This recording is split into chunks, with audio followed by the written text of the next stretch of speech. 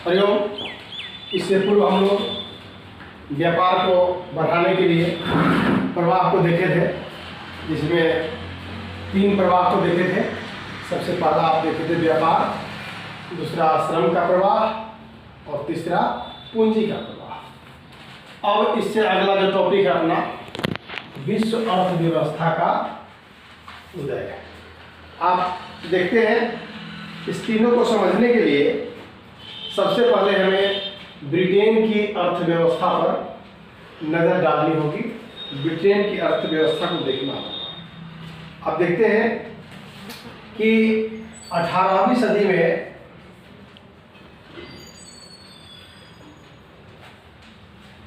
Britain में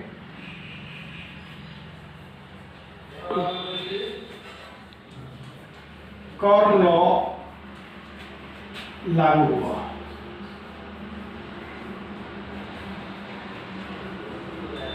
ये corn law क्या है?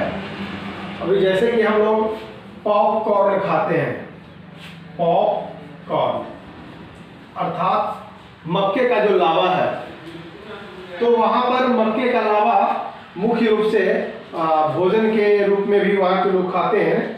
तो वहाँ पर कॉर्न लॉ लागू कर दिया गया, जिसमें कोई भी देश ब्रिटेन को यह कॉर्न नहीं देगा, अर्थात मक्का निर्यात नहीं करेगा। उसके बाद यहाँ ब्रिटेन की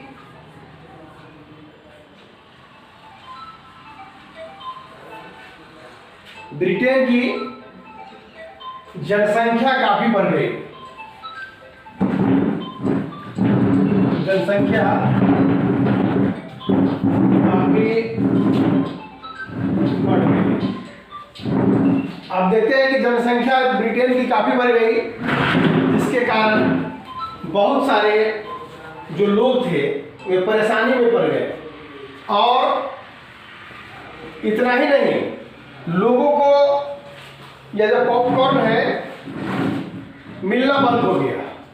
जहां ऑर्डर देते थे अधिक से अधिक आयात करने का, वहाँ बहुत कम ही उनको मिल पाता था, जिसके कारण भोजन की मांग में वृद्धि हो गई। भोजन की मांग में वृद्धि, भोजन की मांग में वृद्धि हो जाती है। उसके बाद वहां भूखमरी की स्थिति आ जाती है। इसके बाद ब्रिटेन में भूखमरी की स्थिति आ जाती है।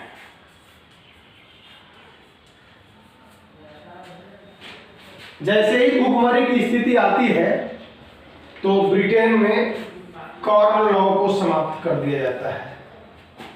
कॉर्न लॉ को समाप्त कर दिया जाता है।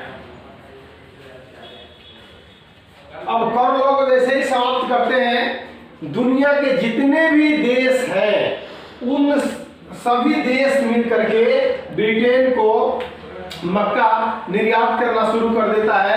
अर्थात इतना अधिक मक्का निर्यात करता है कि जहां ब्रिटेन में अपने घर से उत्पादन करने में जितना पूंजी नहीं लगता था, उतने कम, उससे कम में ही घर में ही बैठे बिठाए आसानी से उससे अधिक मक्का की प्राप्ति हो जाती थी, जिसके कारण आप देखते हैं ब्रिटेन काफी राइज किया।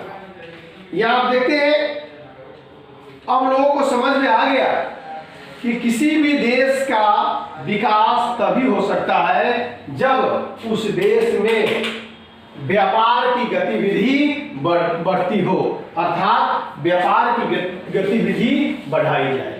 तो व्यापार की गतिविधि को बढ़ाने के लिए, व्यापार को विकास मतलब विस्तार करने के लिए उन्होंने इसका कुछ उपयोग मतलब